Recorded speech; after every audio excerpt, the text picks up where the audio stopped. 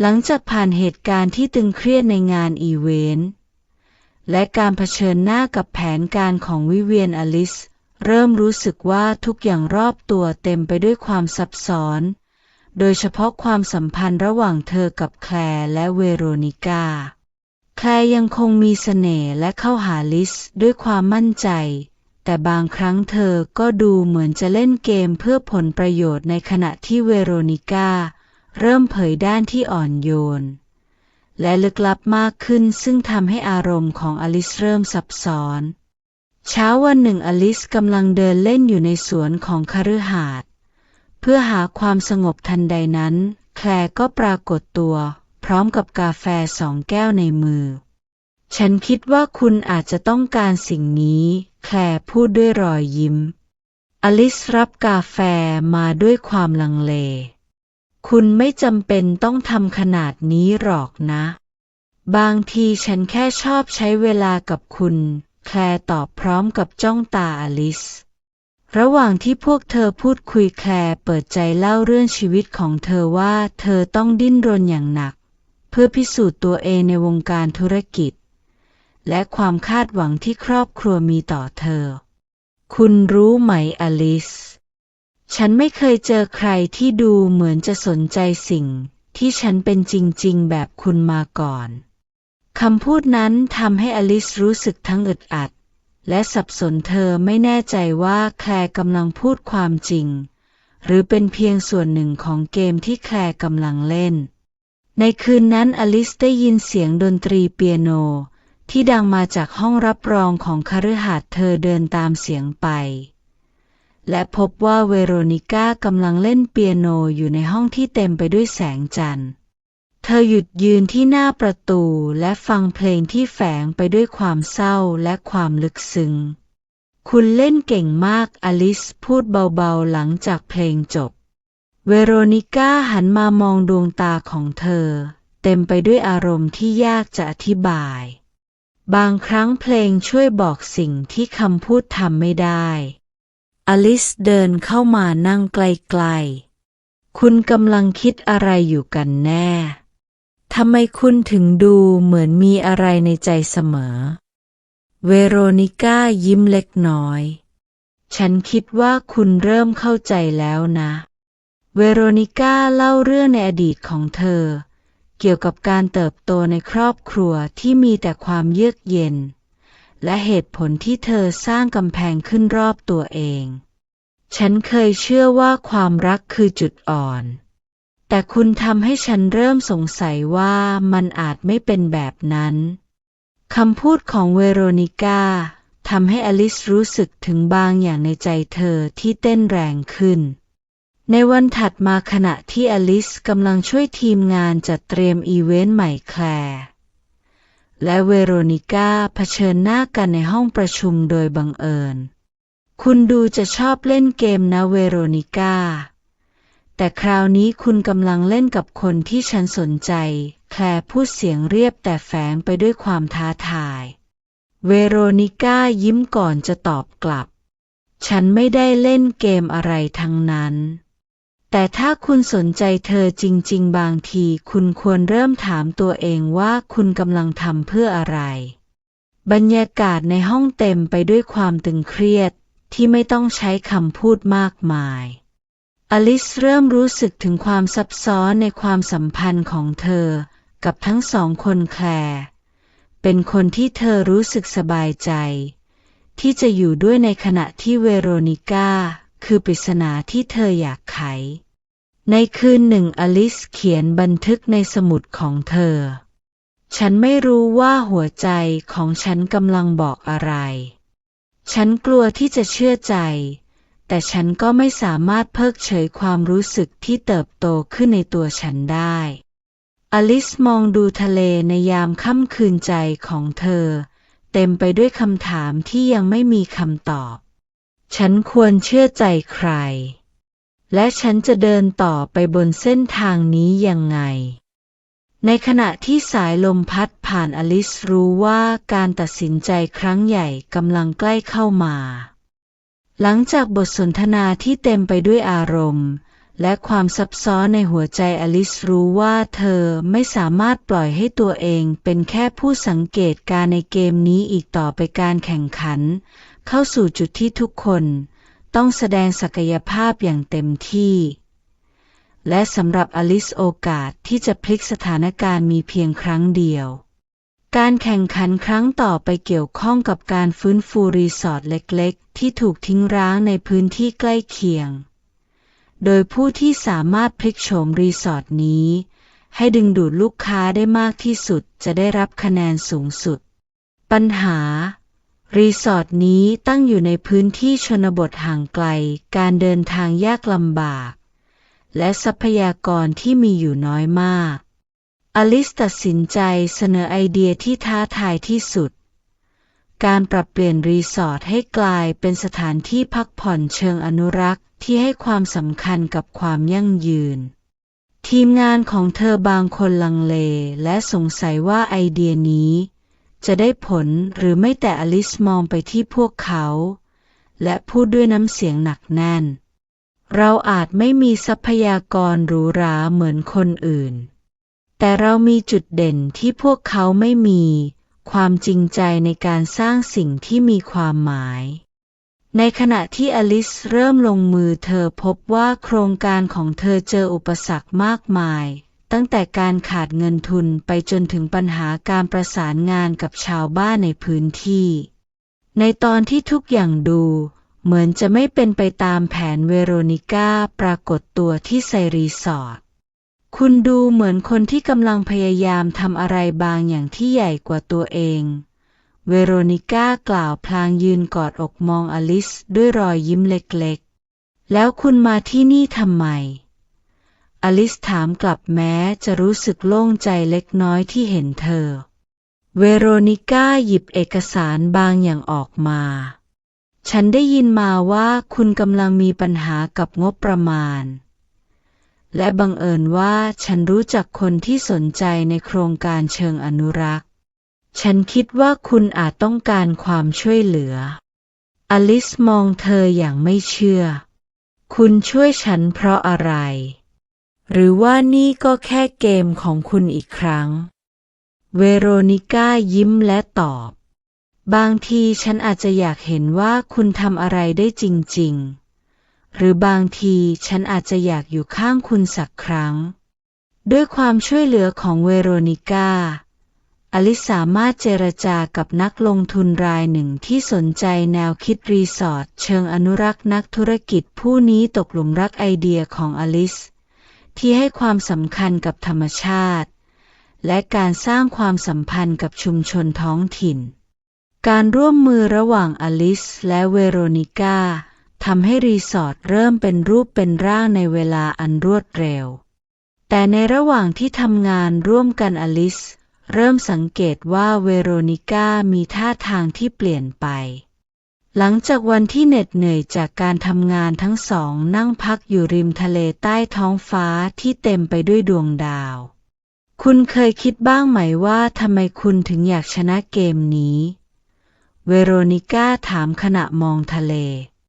อลิซนิ่งไปชั่วครู่ก่อนจะตอบบางทีฉันอาจไม่ได้อยากชนะเพราะเงินฉันแค่อยากพิสูจน์ว่า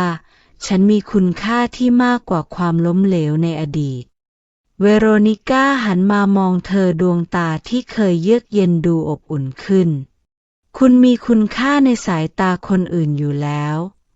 แต่ดูเหมือนคุณยังไม่ยอมรับมันเองคำพูดนั้นทำให้อลิซรู้สึกเหมือนหัวใจเธอกำลังเต้นแรงขึ้นเธอเริ่มรู้ว่าความใกล้ชิดที่เกิดขึ้นระหว่างเธอกับเวโรนิก้าไม่ใช่แค่ความร่วมมือธรรมดา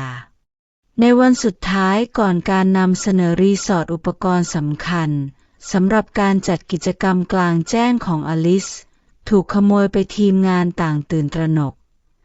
และคิดว่าการแข่งขันครั้งนี้จบลงแล้ว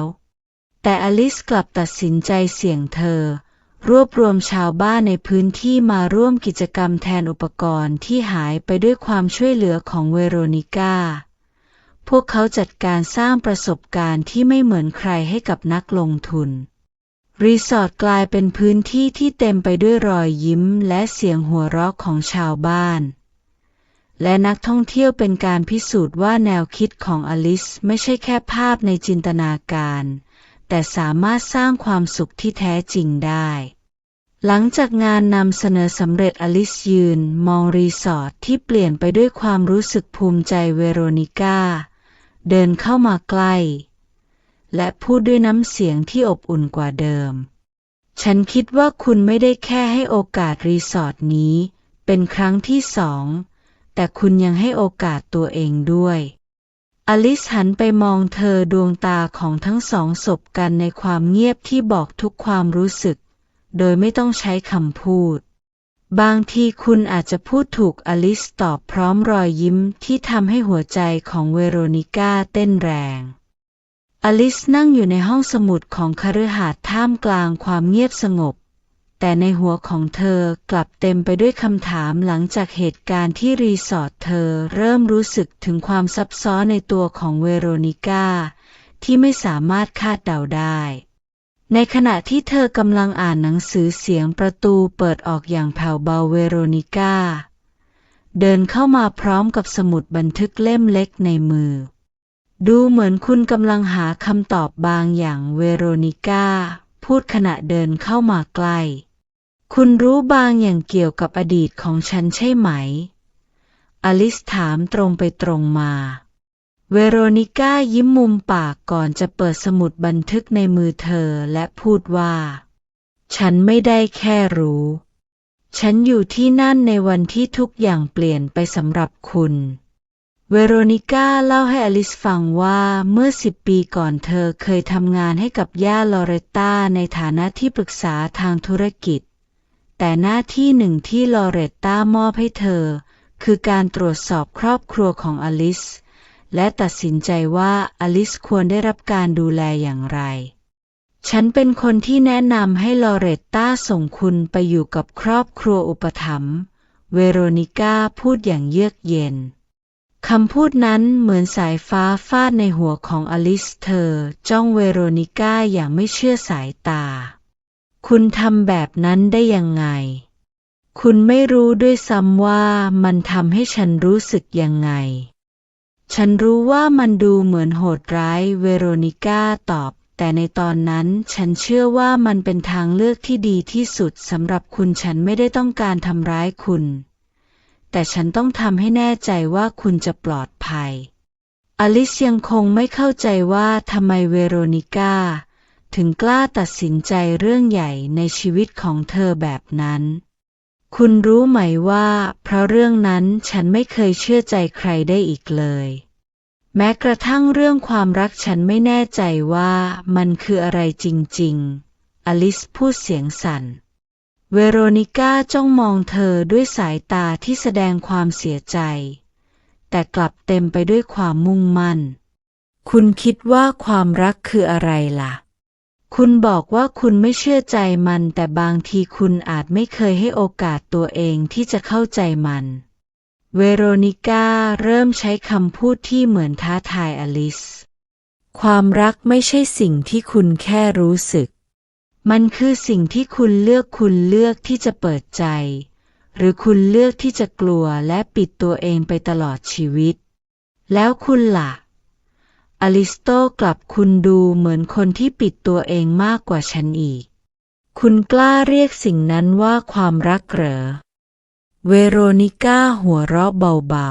ๆบางทีฉันก็เหมือนคุณฉันไม่เชื่อว่าความรักจะช่วยอะไรได้ในโลกของเราแต่ตอนนี้ฉันเริ่มสงสัยว่าฉันอาจคิดผิดทำไมคุณถึงพูดแบบนั้นอลิซถาม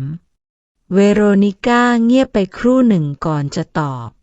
เพราะคุณทำให้ฉันเริ่มคิดว่าความรักอาจไม่ใช่จุดอ่อนอย่างที่ฉันเคยเชื่อ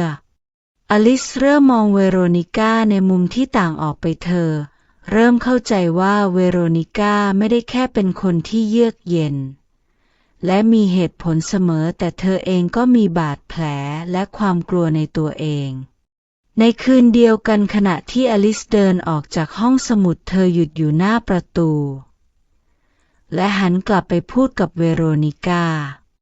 ฉันยังไม่พร้อมจะให้อภัยคุณแต่ฉันอยากเข้าใจว่าทำไมคุณถึงเลือกทำในสิ่งที่คุณทำเวโรนิก้ายิ้มเล็กๆนั่นเป็นก้าวแรกที่สำคัญและฉันยินดีที่จะอธิบายทุกอย่างให้คุณฟังอลิซกลับมาที่ห้องของเธอคำพูดของเวโรนิก้ายังคงก้องอยู่ในหัวความรักคือสิ่งที่คุณเลือกเธอเริ่มสงสัยว่าบางทีเธออาจจะไม่เข้าใจความรักเลยจริงๆและการพบกับเวโรนิก้าอาจเป็นโอกาสที่จะช่วยให้เธอค้นพบคำตอบค่ำคืนที่ดูเหมือนสงบสุขกลับกลายเป็นจุดเริ่มต้นของความวุ่นวายเช้าวันรุ่งขึ้นทีมงานของรีสอร์ทพบว่าห้องเก็บอุปกรณ์อีเวนต์สำคัญถูกทำลายทั้งเวทีเครื่องเสียงและอุปกรณ์ตกแต่งเสียหายจนไม่สามารถใช้งานได้สิ่งที่ทำให้เรื่องราวซับซ้อนคือร่องรอยที่พบในที่เกิดเหตุบ่งบอกว่าไม่ใช่เพียงอุบัติเหตุแต่ดูเหมือนเป็นการลอบทำลายโดยเจตนาข่าวการลอบทำลายแพร่กระจายอย่างรวดเร็วในกลุ่มผู้แข่งขันทุกคนต่างมองหน้ากันด้วยความสงสัยวิเวียนเป็นคนแรกที่พูดออกมานี่มันชัดเจนว่ามีใครบางคนในกลุ่มเรากำลังเล่นสกปรกใครจะเสียผลประโยชน์ถ้าอีเวนต์นี้สำเร็จแคลร์ตอบโต้กลับทันทีฉันคิดว่าไม่ควรกล่าวหาใครจนกว่าจะมีหลักฐานคุณอาจจะทำตัวน่าสงสัยกว่าคนอื่นด้วยซ้ำสถานการณ์เริ่มตึงเครียดขึ้นเรื่อยๆจนกระทั่งเอลอยผู้ดูแลการแข่งขันเข้ามาแทรกการกล่าวหากันโดยไม่มีหลักฐานจะไม่ช่วยอะไรเราจะเริ่มต้นการสอบสวนและจนกว่าจะได้คำตอบทุกคนควรเตรียมตัวให้พร้อมสำหรับการจัดการผลกระทบอลิซที่มองสถานการณ์อยู่เงียบๆเริ่มรู้สึกว่ามีบางอย่างไม่ชอบมาพากลเธอหันไปหาเวโรนิก้าผู้ซึ่งดูนิ่งสงบอย่างไม่น่าเชื่อคุณไม่สงสัยอะไรบ้างเหรออลิซถามเวโรนิก้ายิ้มเล็กน้อยฉันสงสัยทุกคนรวมถึงตัวคุณด้วยอลิซจ้องเธออย่างไม่พอใจนี่คุณคิดว่าฉันจะทำเรื่องแบบนี้เหรอไม่หรอกเวโรนิก้าตอบแต่ในเกมแบบนี้ทุกคนมีแรงจูงใจของตัวเองฉันแค่เตือนคุณว่าอย่าประมาททั้งสองตัดสินใจที่จะสืบเรื่องราวด้วยตัวเองพวกเขาเริ่มต้นจากการพูดคุยกับพนักงานของรีสอร์ทและตรวจสอบกล้องวงจรปิดในพื้นที่ในระหว่างการตรวจสอบพนักงานคนหนึ่งเล่าว่าในคืนก่อนเกิดเหตุมีคนเห็นเงาของบุคคลในชุดสีดำเดินเข้าไปในพื้นที่เก็บอุปกรณ์แต่ไม่สามารถระบุตัวตนได้กล้องวงจรปิดแสดงภาพที่เบลอของใครบางคนกำลังเปิดประตูห้องเก็บอุปกรณ์ในช่วงเวลาประมาณเที่ยงคืนแต่ภาพกลับไม่ชัดเจนพอที่จะระบุได้ว่าเป็นใครนี่มันเหมือนถูกตั้งใจทำให้ดูคลุมเครือเวโรนิก้ากล่าวอลิซพยักหน้าเหมือนคนทำรู้ว่ามีกล้องวงจรปิดและจงใจหลีกเลี่ยงไม่ให้จับภาพได้ชัดเจนในช่วงบ่ายของวันเดียวกันกลุ่มผู้แข่งขันรวมตัวกันในห้องประชุมเพื่อตรวจสอบความคืบหน้าในการสืบสวนแต่กลับกลายเป็นเวทีการปะทะคารมวิเวียนกล่าวหาว่าแคลร์มีส่วนเกี่ยวข้องเนื่องจากเธอเป็นคนที่ได้ประโยชน์สูงสุดหากงานถูกยกเลิกแคลร์โต้กลับด้วยน้ำเสียงเย้ยๆฉันมีไอเดียที่ดีกว่าที่จะเอาชนะคุณโดยไม่ต้องทำลอบกัดแบบนี้ขณะที่สถานการณ์กำลังร้อนแรงเซเลนาซึ่งมักเงียบขรึมพูดขึ้นบางทีเราควรสงสัยคนที่ดูเหมือนจะไม่ได้พยายามอะไรเลยนั่นอาจเป็นการซ่อนเจตนาที่แท้จริงทุกสายตาหันไปมองเวโรนิก้าอลิซพบว่าเวโรนิก้าเริ่มเป็นเป้าหมายของความสงสัยเธอตัดสินใจเผชิญหน้ากับเวโรนิก้าโดยตรง คุณมีส่วนเกี่ยวข้องกับเรื่องนี้หรือเปล่าอลิซถามเวโรนิก้ามองเธอด้วยสายตาเยือกเย็นก่อนจะตอบฉันไม่มีความจำเป็นต้องทำลายอะไรถ้าฉันอยากชนะฉันจะชนะด้วยวิธีของฉันแล้วทำไมคุณถึงไม่ปกป้องตัวเองจากข้อกล่าวหาเพราะบางครั้งการแสดงความบริสุทธิ์ใจเกินไปจะทำให้คุณดูน่าสงสัยมากขึ้นเวโรนิก้าตอบด้วยรอยยิ้มในคืนนั้นอลิซกลับมานั่งคิดในห้องพักของเธอรู้สึกว่าไม่มีใครในกลุ่มที่สามารถไว้ใจได้อย่างเต็มที่รวมถึงเวโรนิก้าใครบางคนกำลังเล่นเกมที่อันตรายและฉันต้องหาคำตอบให้ได้ก่อนที่จะสายเกินไปเสียงลมที่พัดผ่านหน้าต่างเหมือนเสียงกระซิบที่เตือนเธอว่านี่อาจเป็นเพียงจุดเริ่มต้นของความวุ่นวายที่แท้จริงย่าลอเรตตาทิ้งจดหมายลับฉบับสุดท้ายไว้ในห้องประชุมใหญ่ของคฤหาสน์ผู้แข่งขันทุกคนรวมตัวกัน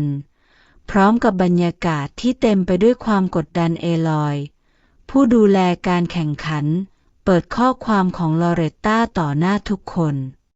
หากคุณต้องการพิสูจน์ว่าคุณคู่ควรกับมรดกของฉันคุณจะต้องสร้างสิ่งที่สะท้อนถึงหัวใจของฉันโรงแรมแห่งรักสถานที่ที่ผสมผสานความหรูหราความอบอุ่นและความทรงจำที่ไม่อาจลืมเลือนภารกิจทุกคนต้องออกแบบและนำเสนอแนวคิดโรงแรมแห่งรักในฝันโดยไม่เพียงแค่เน้นความหรูหราแต่ต้องแสดงถึงความเข้าใจในความสัมพันธ์และความรู้สึกเวลา3 สัปดาห์เกณฑ์การตัดสินการผสมผสานระหว่างความคิดสร้างสรรค์ความเข้าใจในมนุษย์และความสามารถในการดำเนินธุรกิจวิเวียนยิ้มเยาะและกล่าวอย่างมั่นใจโรงแรมแห่งรักนี่มันเรื่องง่ายฉันจะสร้างสถานที่ที่ลูกค้าจ่ายเงินแค่เพื่อความฝันของพวกเขาแคลร์ตอบกลับด้วยน้ำเสียงกลั้วหัวเราะคุณอาจจะเข้าใจแค่รักในกระเป๋าสตางค์ฉันว่าคุณจะพลาดจุดสำคัญไปเซเลน่านั่งเงียบขรึมตามปกติแต่เธอจ้องมองไปรอบๆอย่างสงบเสงี่ยมส่วนอลิซเธอเงียบอยู่ครู่หนึ่งเพราะคำว่าโรงแรมแห่งรักดูเหมือนจะท้าทายสิ่งที่เธอเคยเชื่อมาโดยตลอดอลิซตัดสินใจเดินทางกลับไปยังสถานที่ที่เธอเติบโตมาในวัยเด็กซึ่งเป็นบ้านอุปถัมภ์หลังเล็กๆที่เต็มไปด้วยความทรงจำเธอพูดคุยกับผู้คนในละแวกนั้นและเริ่มระลึกถึงสิ่งที่เธอคิดว่าสำคัญในชีวิตระหว่างการเดินทางเธอจดบันทึกถึงสิ่งที่เธออยากสร้างในโรงแรมของเธอห้องที่บอกเล่าเรื่องราวทุกห้องพักจะมีทีมเฉพาะที่สะท้อนเรื่องราวความรักในหลากหลายรูปแบบเช่นความรักในครอบครัวมิตรภาพและความรักที่ไม่สมหวังพื้นที่อบอุ่นมีส่วนที่ลูกค้าสามารถเขียนบันทึกความทรงจำและแบ่งปันให้กับผู้อื่นความยั่งยืนโรงแรมจะใช้วัสดุจากชุมชนท้องถิ่นและให้ความสำคัญกับสิ่งแวดล้อมในขณะเดียวกันอลิซพบว่าเวโรนิก้าซึ่งมักดูเหมือนไม่แสดงอารมณ์กลับมีแนวคิดที่ตรงกันข้ามเวโรนิก้าเสนอไอเดียที่หรูหราและเยือกเย็นโรงแรมที่เต็มไปด้วยความล้ำสมัยเทคโนโลยีที่ตอบโจทย์ความต้องการของลูกค้าระดับสูงบริการที่ไร้ที่ติเพื่อสร้างความประทับใจที่ไม่มีใครลืมคุณดูเหมือนจะมองความรักเป็นธุรกิจมากกว่าความรู้สึกอลิซพูดเวโรนิก้าตอบกลับด้วยสายตาที่มีทั้งความเยือกเย็นและความอ่อนโยนบางทีฉันอาจจะมองความรักแบบนั้นเพราะมันเป็นสิ่งที่ฉันไม่เคยเข้าใจแต่ฉันคิดว่าคุณอาจจะช่วยฉันเปลี่ยนมุมมองนั้นได้ในช่วงสุดสัปดาห์ก่อนการนำเสนอไฟไม่เกิดขึ้นในพื้นที่เก็บตัวอย่างงานออกแบบของอลิซแม้จะไม่มีใครได้รับบาดเจ็บ แต่เธอสูญเสียวัสดุและเอกสารสำคัญที่ใช้ในการสร้างแบบจำลองทุกคนเริ่มสงสัยว่าอาจเป็นการลอบทำลายของคู่แข่งคุณจะยอมแพ้ไหม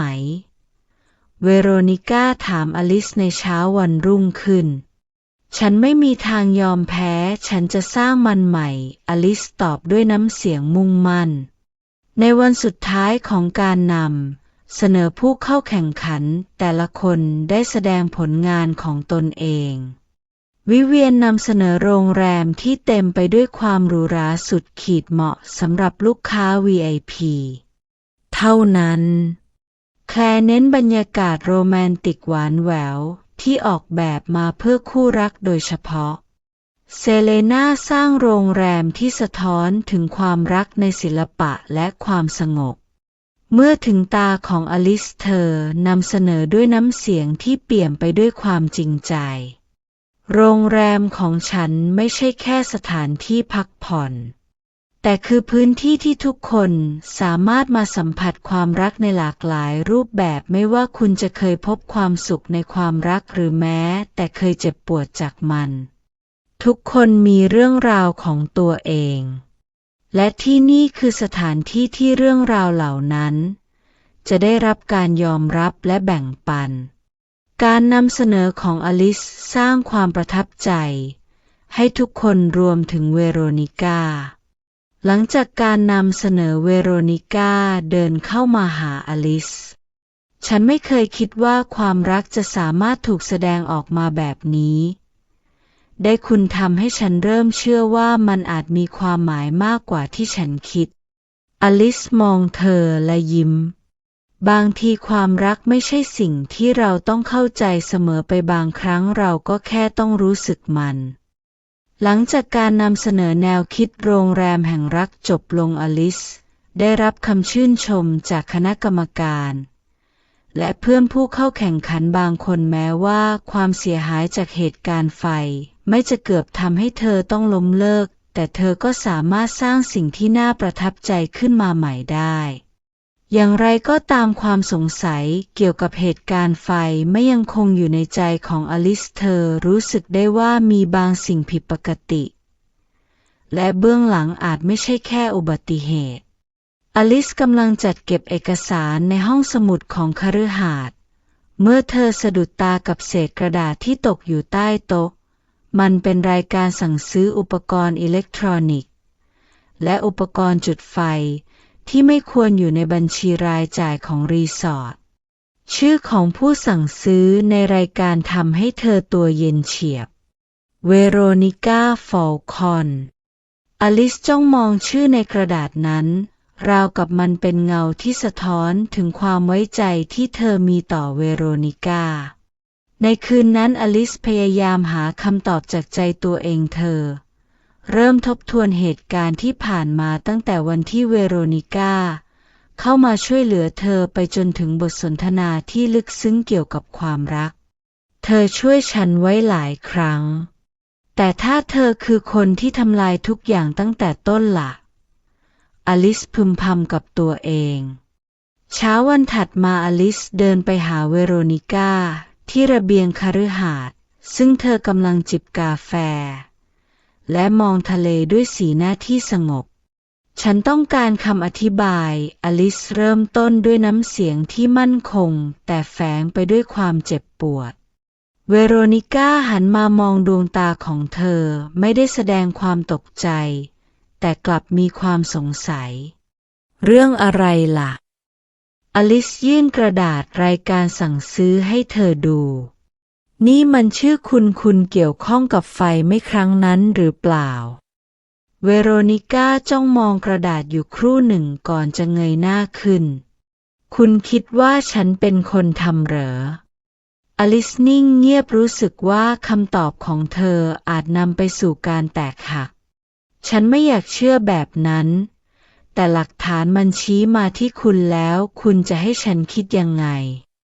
เวโรนิก้าวางแก้วกาแฟลงและยืนขึ้นฉันจะไม่แก้ตัวฉันรู้ว่าฉันไม่ใช่คนที่ใครจะไว้ใจได้ง่ายๆแต่ครั้งนี้ฉันไม่ได้ท แล้วทำไมชื่อคุณถึงอยู่ในนี้อลิซถามเสียงดังขึ้นเพราะมีคนอยากให้คุณคิดว่าฉันทำเวโรนิก้าตอบด้วยน้ำเสียงหนักแน่นใครบางคนกำลังเล่นเกมนี้อย่างชาญฉลาดและพวกเขารู้ว่าคุณจะเริ่มสงสัยฉันก่อนคำพูดของเวโรนิก้าทำให้อลิซเริ่มสงสัยว่าเธออาจตกเป็นเหยื่อของแผนที่ซับซ้อนเธอตัดสินใจไปพูดคุยกับเซเลนาซึ่งมีทักษะในการสืบหาเบาะแสคุณคิดว่ามีใครที่ได้ประโยชน์จากการทำลายงานของฉันอลิซถามเซเลนาพูดเสียงเรียบทุกคนในเกมนี้มีแรงจูงใจแต่บางคนเก่งในการซ่อนเจตนาของตัวเองมากกว่าคนอื่นในขณะที่อลิซกำลังตามหาคำตอบเธอได้พบวิเวียนในโถงทางเดินวิเวียนยิ้มเยาะขณะพูดคุณดูจะตื่นเต้นกับการสืบสวนนี้นะอลิซคุณรู้บางอย่างใช่ไหมอลิซถามตรงๆบางทีวิเวียนตอบด้วยน้ำเสียงเจ้าเล่ห์แต่คุณอาจไม่อยากได้ยินคำตอบนั้นหรอกเพราะมันจะทำให้คุณสงสัยคนที่คุณคิดว่าไว้ใจที่สุดอลิซกลับมาพบเวโรนิก้าอีกครั้งพร้อมกับความรู้สึกที่ซับซ้อนฉันอยากเชื่อคุณแต่ทุกอย่างมันยากเหลือเกินคุณทำให้ฉันรู้สึกว่าคุณเป็นคนที่ฉันไว้ใจได้แต่ฉันไม่รู้ว่าความรู้สึกนั้นจริงแค่ไหนเวโรนิก้ามองเธอด้วยดวงตาที่แสดงความเจ็บปวดฉันไม่สนว่าคนอื่นจะคิดยังไงกับฉันแต่ฉันอยากให้คุณรู้ว่าฉันไม่ได้ทำลายคุณอลิซถอนหายใจและพยักหน้าฉันจะหาคำตอบให้ได้เพราะฉันไม่อยากเสียความสัมพันธ์นี้ไปเพราะความเข้าใจผิดอลิซกลับมานั่งอยู่ในห้องของเธอพร้อมกับคำถามในหัวถ้าเธอพูดความจริงใครคือคนที่อยู่เบื้องหลังทั้งหมดนี้และฉันจะยังเชื่อใจเวโรนิก้าได้อีกไหมแสงจันทร์ที่ส่องผ่านหน้าต่างเข้ามาเหมือนเป็นสัญลักษณ์ของความหวังอันเลือนลางในใจเธอหลังจากเหตุการณ์ลอบทำลายรีสอร์ททุกคนในกลุ่มต้องการพักจากบรรยากาศที่ตึงเครียดเอลอยจึงมอบหมายให้อลิซและเวโรนิก้าเดินทางไปที่บ้านพักตากอากาศริมทะเลซึ่งเป็นทรัพย์สินอีกแห่งหนึ่งของลอเรตตาเพื่อจัดการสำรวจและประเมินความเป็นไปได้สำหรับโปรเจกต์ใหม่แค่ฉันกับเธอเหรออลิซถามเอลอยด้วยความสงสัยใช่คุณสองคนดูเหมาะสมที่สุดที่จะจัดการเรื่องนี้และฉันคิดว่ามันอาจช่วยให้พวกคุณเข้าใจกันมากขึ้นเอลอยตอบด้วยรอยยิ้มเจ้าเล่ห์เมื่อมาถึงบ้านพักตากอากาศทั้งสองพบว่าที่นี่เป็นสถานที่ที่เงียบสงบและงดงามบ้านพักตั้งอยู่บนหน้าผามองเห็นวิวทะเลสุดลูกหูลูกตาท้องฟ้าสีครามและลมทะเลที่พัดเบาๆทำให้บรรยากาศแตกต่างจากความวุ่นวายที่พวกเธอเคยเจอฉันไม่คิดว่าฉันจะได้มาที่นี่ในสถานการณ์แบบนี้อลิซพูดพลางมองวิวบางทีนี่อาจเป็นโอกาสให้เราหยุดพักจากเกมบ้าๆนั่นเวโรนิก้าตอบขณะวางกระเป๋าลงทั้งสองเริ่มสำรวจพื้นที่ของบ้านพักด้วยกันเพื่อวางแผนปรับปรุงและพัฒนาโปรเจกต์พวกเธอต้องพูดคุยและแบ่งปันไอเดียอย่างใกล้ชิดขณะที่อลิซกำลังตรวจสอบห้องครัวเวโรนิก้าก็เดินเข้ามาอย่างเงียบๆคุณดูเหมือนจะมีความสุขมากตอนทำงานแบบนี้อลิซหันมายิ้มมันทำให้ฉันรู้สึกเหมือนฉันกำลังสร้างอะไรบางอย่างที่มีความหมายแล้วคุณล่ะเวโรนิก้ายิ้มบางทีฉันอาจจะชอบทำงานกับคนที่รู้ว่าตัวเองกำลังทำอะไรในคืนที่2ของการเดินทางพายุรุนแรงพัดเข้ามาอย่างกระทันหันฝนตกหนักและลมแรงทำให้ไฟฟ้าดับบ้านพักกลายเป็นสถานที่มืดมิดที่มีเพียงเสียงฟ้าร้องและแสงจากเทียน อลิซและเวโรนิก้านั่งอยู่ในห้องนั่งเล่นเงาของเปลวเทียนสะท้อนอยู่บนใบหน้าของทั้งสองนี่มันเหมือนฉากในนิยายเลยอลิซพูดเบาๆพลางหัวเราะเวโรนิก้าจ้องเธอด้วยสายตาที่ลึกล้ำแล้วในนิยายนั้นตัวเอกทั้งสองคนจะทำอะไรต่อคำถามนั้นทำให้อลิซนิ่งไปใจของเธอเต้นแรงอาจจะอลิซพึมพำเปิดใจพูดในสิ่งที่พวกเขาไม่เคยกล้าพูดมาก่อนเวโรนิก้าโน้มตัวมาข้างหน้าดวงตาของเธอสะท้อนแสงจากเทียน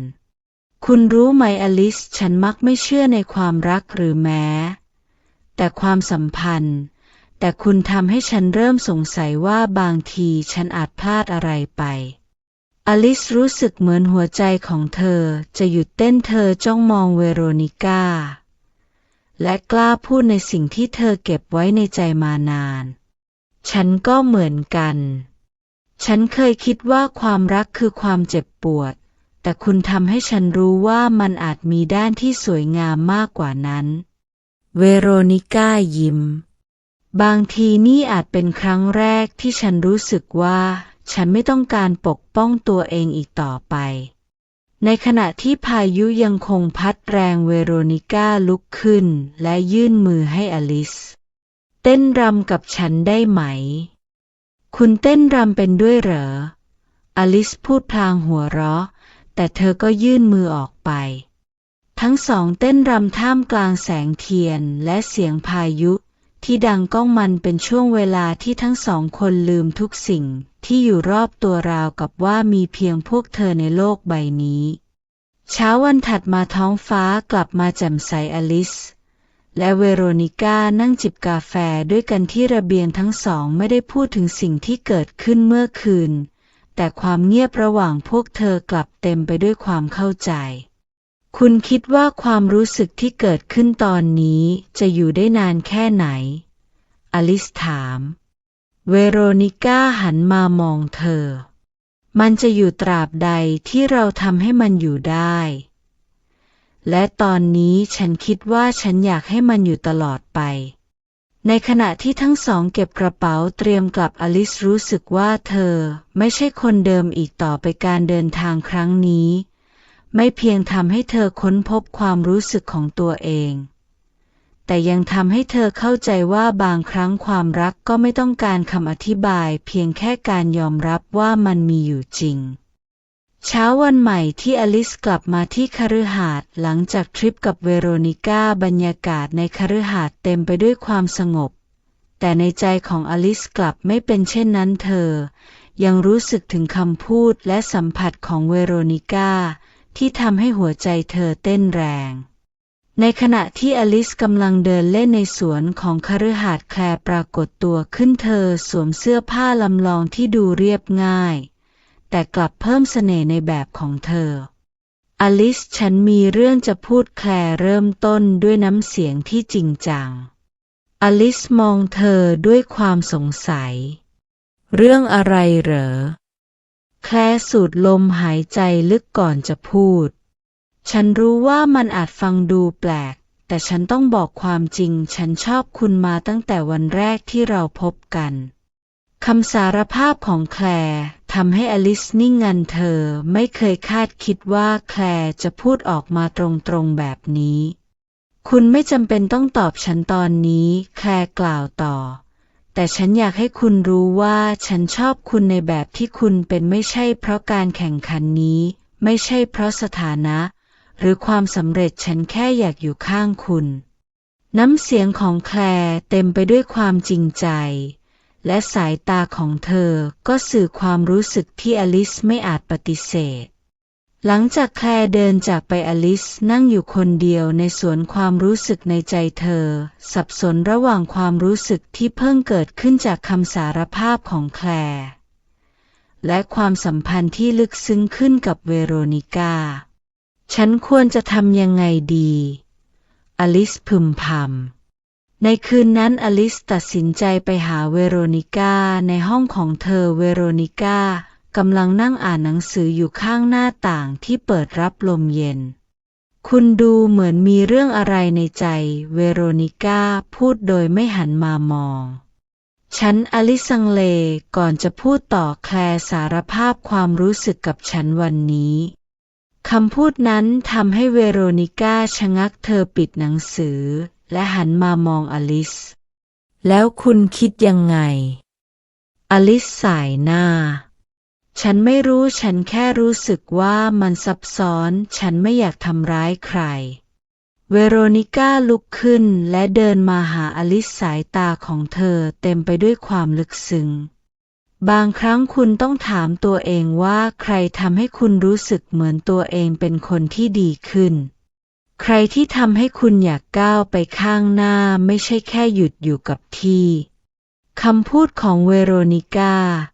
ทำให้อลิซรู้สึกเหมือนถูกปลุกให้คิดวันถัดมาแคลร์พาลิสออกไปเดินเล่นริมทะเลสาบในพื้นที่ของคฤหาสน์ทั้งสองพูดคุยกันถึงเรื่องราวในอดีตของแคลร์ฉันไม่เคยบอกใครมาก่อนแต่ฉันเคยล้มเหลวในความรักมาก่อนแคลร์สารภาพแต่ครั้งนี้ฉันไม่อยากเสียคุณไปเหมือนที่ฉันเสียคนอื่นแคลร์หยุดเดินและหันมาจับมืออลิซฉันไม่ต้องการอะไรจากคุณมากไปกว่าความจริงใจถ้าคุณไม่รู้สึกเหมือนกันฉันจะถอยไปแต่ถ้าคุณมีโอกาสให้ฉันจะทำให้คุณรู้ว่าคุณคือคนสำคัญสำหรับฉันในคืนนั้นอลิซนั่งอยู่ในห้องคนเดียวเธอหยิบสมุดบันทึกออกมาและเริ่มเขียนความรู้สึกของตัวเองแคลร์ตรงไปตรงมาและจริงใจเธอทำให้ฉันรู้สึกปลอดภัยแต่เวโรนิก้าเธอคือคนที่ทำให้ฉันตั้งคำถามถึงสิ่งที่ฉันเชื่อและทำให้ฉันกล้าหาญขึ้นในแบบที่ฉันไม่เคยเป็นอลิซปิดสมุดและถอนหายใจเธอรู้ว่าการตัดสินใจครั้งนี้จะเปลี่ยนชีวิตเธอและความสัมพันธ์ของเธอกับทั้งสองคนอลิซมองออกไปที่ดวงจันทร์ในยามค่ำคืนเสียงลมพัดผ่านหน้าต่างราวกับกระซิบคำตอบแต่ในใจของเธอยังคงเต็มไปด้วยคำถามหัวใจของฉันควรเลือกใครหลังจากได้รับมรดกและความไว้วางใจจากย่าลอเรตตาอลิซใช้เวลาหลายวันทบทวนถึงสิ่งที่เธอต้องการทำต่อไปท่ามกลางเอกสารและแผนธุรกิจที่วางอยู่ตรงหน้าเธอพบว่าความสำเร็จที่แท้จริงไม่ได้อยู่ที่จำนวนทรัพย์สินหรือขนาดของอาณาจักรธุรกิจแต่มันคือสิ่งที่เธอสามารถแบ่งปันและสร้างให้กับคนอื่นในเช้าวันหนึ่งอลิซเรียกประชุมทีมงานของเธอรวมถึงแคลร์และเวโรนิก้าฉันตัดสินใจแล้วอลิซพูดด้วยน้ำเสียงหนักแน่นฉันจะไม่เดินตามรอยย่าลอเรตตาในแบบที่เธอทำฉันอยากสร้างธุรกิจที่ไม่ได้เป็นแค่เรื่องของกำไรแต่เป็นสถานที่ที่ให้ความอบอุ่นความหวังและความร่วมมืออลิซเสนอแนวคิดใหม่ศูนย์สร้างสรรค์และสนับสนุนชุมชนที่ไม่ได้เป็นเพียงธุรกิจเชิงพาณิชย์แต่เป็นศูนย์กลางที่ช่วยสนับสนุนคนในชุมชนให้มีโอกาสแสดงความสามารถเปิดพื้นที่ให้กับศิลปินและนักธุรกิจรุ่นใหม่ที่ไม่มีโอกาสมาก่อนใช้ส่วนหนึ่งของกำไรในการพัฒนาชุมชนเช่นสร้างโรงเรียนอบรมทักษะอาชีพและสนับสนุนผู้ด้อยโอกาสเราจะทำให้ที่นี่ไม่ใช่แค่สถานที่ทำธุรกิจแต่เป็นบ้านสำหรับทุกคนที่ต้องการโอกาสอลิซกล่าวในขณะที่อลิซเริ่มต้นโปรเจกต์ใหม่เธอพบว่าความสัมพันธ์ระหว่างเธอกับเวโรนิก้าพัฒนาไปในทางที่ลึกซึ้งมากขึ้นวันหนึ่งเวโรนิก้ามองดูอลิซขณะเธอพูดคุยกับทีมงานดวงตาแสดงออกถึงความภาคภูมิใจคุณรู้ไหมคุณเป็นคนที่เปลี่ยนทุกอย่างในที่นี่ให้ดีขึ้นเวโรนิก้ากล่าวเมื่อทั้งสองคนอยู่ด้วยกันในช่วงค่ำอลิซยิ้มตอบและคุณคือคนที่ทำให้ฉันกล้าฝันใหญ่ขึ้นฉันคิดว่าเราจะสร้างสิ่งนี้ด้วยกันได้ ในยามเย็นที่แสงอาทิตย์ลับขอบฟ้าอลิซและแคลร์นั่งอยู่ในห้องประชุมของศูนย์สร้างสรรค์แห่งใหม่โต๊ะไม้โอ๊กขนาดใหญ่เต็มไปด้วยเอกสารทางการเงินขณะที่อลิซกำลังคำนวณตัวเลขแคลร์ก็จ้องมองเธอเงียบๆด้วยรอยยิ้มบางฉันคิดว่าฉันควรจะบอกอะไรบางอย่างแคลร์พูดขึ้นเสียงของเธออ่อนโยนแต่แฝงไปด้วยอารมณ์บางอย่างอลิซเงยหน้าขึ้นมองเพื่อนเก่าด้วยความสงสัยฉันดีใจที่คุณเลือกในสิ่งที่คุณต้องการจริงๆแม้ว่ามันจะไม่ใช่ฉันอลิซนิ่งไปชั่วครู่ก่อนจะยิ้มออกมาดวงตาของเธอเต็มไปด้วยความซาบซึ้งคุณเป็นเพื่อนที่ดีสุดแคลร์ฉันทำสิ่งนี้ไม่ได้หากไม่มีคุณอลิซยื่นมือไปจับมือแคลร์แสดงถึงมิตรภาพและความซื่อสัตย์ที่ไม่มีวันจางหายแต่ทันใดนั้นเสียงประตูเปิดออกเบาๆทำให้ทั้งสองหันไปมองเวโรนิก้ายืนอยู่ที่ประตูสีหน้าของเธอนิ่งสงบแต่สายตาเต็มไปด้วยความไม่พอใจที่ซ่อนเร้นหลังจากแคลร์ออกไปเวโรนิก้าเดินเข้ามาใกล้อลิซดวงตาของเธอจับจ้องไปที่มือของอลิซที่เพิ่งจับมือกับแคลร์คุณสองคนดูสนิทกันดีนะเวโรนิก้ากล่าวเสียงเรียบแต่มีบางสิ่งในน้ำเสียงของเธอที่ทำให้อลิซต้องเงยหน้ามองอลิซเลิกคิ้วก่อนจะยิ้มอย่างรู้ทันคุณกำลังหึงเหรอเวโรนิก้าหัวเราะเบาๆแต่ดวงตาของเธอยังไม่ละจากอลิซฉันแค่สงสัยว่าคุณสนใจเธอมากเกินไปหรือเปล่าอลิซลุกขึ้นจากเก้าอี้ก่อนจะเดินไปใกล้เวโรนิก้าเธอยื่นมือแตะที่ปกเสื้อสูทของอีกฝ่ายอย่างจงใจแล้วคุณคิดว่ายังไงล่ะเวโรนิก้านิ่งไปชั่วครู่ก่อนจะถอนหายใจแล้วจับมืออลิซไว้แน่นฉันคิดว่าฉันไม่ชอบให้ใครแต่ต้องคุณอลิซหัวเราะเบาๆก่อนจะจ้องมองใบหน้าของเวโรนิก้าดวงตาของเธอสะท้อนแสงไฟในห้องแต่สิ่งที่ส่องประกายยิ่งกว่านั้นคือความรู้สึกที่ไม่อาจปฏิเสธได้คุณนี่มันขี้หึงจังอลิซกระซิบแล้วคุณชอบไหมล่ะเวโรนิก้าตอบกลับด้วยน้ำเสียงที่นุ่มลึกริมฝีปากของเธออยู่ใกล้ใบหูของอลิซจนสัมผัสได้ถึงลมหายใจอุ่นอลิซรู้สึกถึงอุณหภูมิร่างกายที่เพิ่มขึ้นหัวใจของเธอ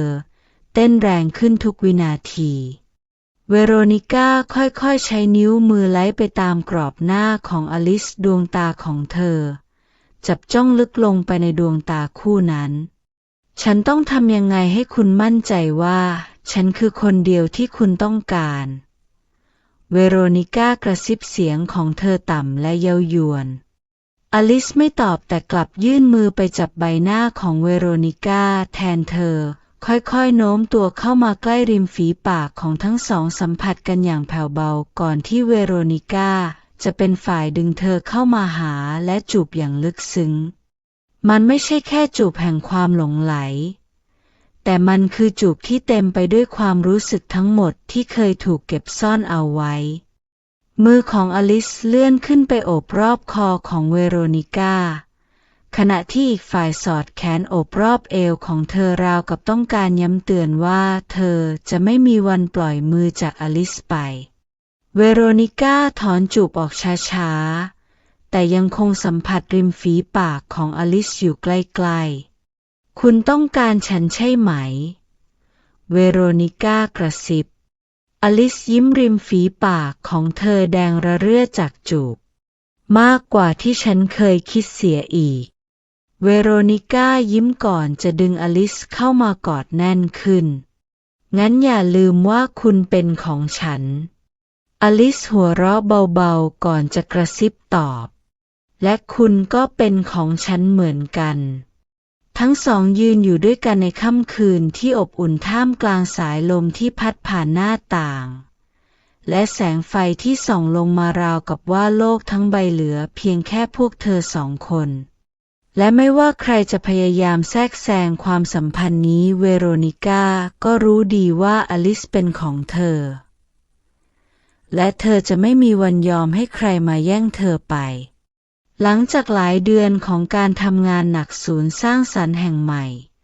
ก็เปิดตัวท่ามกลางการเฉลิมฉลองมีผู้คนในชุมชนมาร่วมงานมากมายแคลร์รับหน้าที่ดูแลการประสานงานกับนักลงทุนและพันธมิตรเวโรนิก้าดูแลการวางกลยุทธ์ทางธุรกิจและการพัฒนาระยะยาวอลิซยืนอยู่กลางเวทีในวันเปิดตัวเธอกล่าวกับผู้คนที่มาร่วมงานด้วยน้ำเสียงที่เต็มไปด้วยความหวังนี่ไม่ใช่แค่ธุรกิจแต่มันคือบ้านที่เต็มไปด้วยความฝันและโอกาสสำหรับทุกคนขอบคุณที่เชื่อมั่นในสิ่งที่เราสร้างขึ้นและฉันหวังว่าเราจะเติบโตไปด้วยกันลมยามค่ำคืนพัดเอื่อยๆหอบกลิ่นหอมของดอกมะลิจากสวนโดยรอบอลิซเงยหน้ามองท้องฟ้าแสงจันทร์ส่องกระทบผิวน้ำพุในสวนทำให้เกิดประกายระยิบระยับราวกับดาวตกเวโรนิก้ามองภาพตรงหน้าแล้วแอบยิ้มอลิซในคืนนี้ไม่ได้เป็นนักธุรกิจผู้มุ่งมั่นไม่ได้เป็นผู้นำที่แข็งแกร่งแต่เป็นเพียงหญิงสาวที่เธอรักหญิงสาวที่กำลังใช้ช่วงเวลาเงียบสงบแบ่งปันความรู้สึกกับเธอเวโรนิก้ากระชับมือที่กุมไว้แน่นขึ้นพลางเอ่ยเสียงนุ่มอลิซคุณรู้ไหมสิ่งที่คุณสร้างขึ้นมาไม่ใช่แค่ธุรกิจหรือความสำเร็จแต่มันคือแรงบันดาลใจให้กับทุกคนรวมถึงฉันอลิซหันกลับมาดวงตาของเธอสะท้อนประกายจากดวงจันทร์รอยยิ้มของเธออบอุ่นและลึกซึ้งและคุณคือแรงบันดาลใจของฉันคุณทำให้ฉันเชื่อว่าทุกอย่างเป็นไปได้เวโรนิก้านิ่งไปครู่หนึ่งก่อนจะก้าวเข้ามาใกล้เธอยกมือขึ้นไล้แก้มอลิซเบาๆนิ้วเรียวสัมผัสไออุ่นจากผิวเนียนนุ่มหัวใจของเธอเต้นแรงขึ้นแต่เธอยังคงจ้องมองอลิซด้วยสายตาอ่อนโยนถ้าฉันคือแรงบันดาลใจของคุณเวโรนิก้าเอ่ยช้าๆราวกับต้องการให้อากาศรอบตัวจดจำทุกคำที่เธอพูดงั้นฉันขอเป็นส่วนหนึ่งของชีวิตคุณตลอดไปได้ไหมอลิซหัวเราะเบาๆดวงตาเป็นประกายคุณไม่รู้ตัวเหรอว่าคุณเป็นส่วนหนึ่งของฉันไปนานแล้วเวโรนิก้าหัวใจพองโตกับคำตอบนั้นเธอค่อยๆโน้มตัวเข้าไปใกล้ริมฝีปากแนบสัมผัสเบาๆบนหน้าผากของอลิซความรู้สึกอ่อนโยนปะปนกับความหลงไหลที่ท่วมท้นอลิซยิ้มแล้วเงยหน้าขึ้นก่อนที่เธอจะตัดสินใจลดระยะห่างระหว่างพวกเธอเองริมฝีปากของทั้งคู่สัมผัสกันไม่เร่งรีบไม่ร้อนแรงแต่เป็นจังหวะที่สมบูรณ์แบบราวกับว่าพวกเธอได้รอคอยช่วงเวลานี้มาแสนนานสายลมพัดผ่านเบาๆพยานแห่งค่ำคืนนี้มีเพียงแสงจันทร์ดอกไม้และหัวใจสองดวงที่เต้นเป็นจังหวะเดียวกันเมื่อถอนจูบออกเวโรนิก้ากระซิบเบาๆใกล้ริมฝีปากของอลิซคุณทำให้ฉันรู้สึกว่าทุกอย่างเป็นไปได้เช่นกันอลิซยิ้มหวานก่อนจะกอดเธอไว้แน่นงั้นมาสร้างอนาคตร่วมกันนะคืนนี้เป็นคืนที่พวกเธอทั้งสองต่างรู้ดีว่าอนาคตข้างหน้าไม่ว่าอุปสรรคใดจะเกิดขึ้นพวกเธอจะก้าวไปด้วยกันไม่ใช่เพียงแค่ในฐานะหุ้นส่วนหรือเพื่อนร่วมอุดมการณ์อีกต่อไปแต่ในฐานะของกันและกันตลอดไปอลิซไม่เพียงแต่ได้รับชัยชนะในเกมที่ย่าลอเรตต้าวางไว้แต่เธอได้สร้างสิ่งที่มีคุณค่าสำหรับตัวเองและคนรอบข้างเธอพบว่าผู้ชนะที่แท้จริงไม่ใช่คนที่สะสมทรัพย์สินมากที่สุดแต่คือคนที่แบ่งปันและสร้างความสุขให้กับคนอื่น2 ปีหลังจากจบการแข่งขันศูนย์สร้างสรรค์ที่อลิซก่อตั้งได้กลายเป็นสถานที่สำคัญที่ทุกคนให้การยอมรับมันไม่ใช่แค่ธุรกิจแต่มันเป็นบ้านสำหรับผู้คนที่ต้องการโอกาสแต่ในวันนี้มันเป็นวันพิเศษยิ่งกว่านั้นคุณคิดว่ามันจะออกมาสวยงามขนาดนี้ไหมอลิซเอ่ยถามขณะยืนมองวิวจากระเบียงของคฤหาสน์ที่เธอและเวโรนิก้าซื้อด้วยกัน เวโรนิก้ายืนพิงระเบียงดวงตาจ้องมองอลิซอย่างขี้เล่นก่อนจะยิ้มฉันไม่แน่ใจว่าหมายถึงบ้านหรือหมายถึงตัวคุณอลิซหัวเราะก่อนจะผลักไหล่เวโรนิก้าเบาๆคุณนี่มันจริงๆเลยฉันหมายถึงทั้งสองอย่างเวโรนิก้ากระซิบเบาๆข้างหูของอลิซทำให้เจ้าตัวหน้าแดงในวันเปิดตัวโรงแรมสุดหรูที่เป็นโครงการใหม่ของพวกเธอบรรดาแขกระดับสูงนักธุรกิจชื่อดังและอดีตคู่แข่งจากการแข่งขันต่างมารวมตัวกันแคลร์เดินเข้ามาหาพวกเธอพร้อมยกแก้วไวน์ขึ้นใครจะไปคิดว่าเจ้าหญิงแห่งธุรกิจคนนี้จะลงเอยกับปีศาจในชุดสูทแบบนี้เวโรนิก้าหัวเราะพลางจิบไวน์อย่างมั่นใจนั่นหมายความว่าฉันชนะใช่ไหมแคลร์กรอกตาฉันควรจะเดิมพันตั้งแต่แรกเลยว่าคุณสองคนต้องลงเอยกันแบบนี้แคลร์อลิซพูดพร้อมรอยยิ้มคุณไม่ได้เสียเดิมพันหรอกคุณได้เพื่อนที่ดีที่สุดแทนแคลร์ยิ้มและยกแก้วขึ้นขอให้พวกคุณโชคดีและอย่าเพิ่งเบื่อกันละในคืนนั้นหลังจากงานเลี้ยงเวโรนิก้าอลิซออกไปเดินเล่นริมชายหาดแสงจันทร์สะท้อนลงบนผิวน้ำคลื่นเบาๆเวโรนิก้าจับมืออลิซแน่นขึ้นก่อนจะพูดเสียงอ่อนโยนฉันเคยคิดว่าความรักคือจุดอ่อนแต่คุณทำให้ฉันรู้ว่ามันคือสิ่งที่แข็งแกร่งที่สุดอลิซมองเข้าไปในดวงตาของเวโรนิก้าสายลมพัดผ่านเบาๆขณะที่เธอยิ้มออกมาและคุณทำให้ฉันรู้ว่าการประสบความสำเร็จมันไม่มีค่าอะไรเลยถ้าเราไม่มีใครอยู่ข้างๆงั้นเรามาสัญญากันเวโรนิก้ากล่าวพลางดึงกล่องเล็กๆออกมาจากกระเป๋าอลิซเบิกตากว้างนี่คุณเวโรนิก้าเปิดกล่องแหวนทองคำขาววงเล็กสะท้อนแสงจันทร์ฉันไม่ได้ขอแต่งงานเวโรนิก้าหัวเราะเมื่อเห็นสีหน้าตื่นเต้นของอลิซแต่ฉันอยากให้มันเป็นเครื่องเตือนใจว่าไม่ว่าชีวิตจะพาเราไปที่ไหนคุณกับฉันจะเดินไปด้วยกันอลิซหัวเราะเบาๆก่อนจะรับแหวนมาฉันว่าคุณขอแต่งงานเถอะเร็วกว่านี้ก็ไม่เสียหายเวโรนิก้าขมวดคิ้วเล็กน้อยก่อนจะยิ้มมุมปากคุณนี่มันชอบแย่งบทฉันตลอดเลยนะอลิซหัวเราะอย่างสดใสก่อนจะสวมแหวนลงบนมือของเธอเองงั้นถือว่าฉันตอบตกลงแล้วล่ะเรื่องราวของอลิซและเวโรนิก้ากลายเป็นที่พูดถึงในวงสังคมระดับสูงไม่ใช่เพราะพวกเธอเป็นนักธุรกิจผู้ยิ่งใหญ่แต่เพราะพวกเธอคือคู่รักที่เปลี่ยนแปลงโลกจากการแข่งขันที่เริ่มต้นด้วยอำนาจและเงินตรากลายเป็นบทพิสูจน์ว่าความรักและความเข้าใจคือสิ่งที่ยิ่งใหญ่ที่สุดในค่ำคืนหนึ่งที่มีดาวเต็มฟ้าอลิซและเวโรนิก้ายืนเคียงข้างกันมือจับมือมองไปยังอนาคตที่ทั้งคู่จะสร้างไปด้วยกันคุณว่าคนจะจำเรื่องราวของเราว่ายังไงอลิซถามเวโรนิก้ายิ้มบางทีพวกเขาอาจจะเรียกมันว่าตำนานของความรักและนี่คือจุดเริ่มต้นของชีวิตใหม่ที่ไม่มีวันสิ้นสุด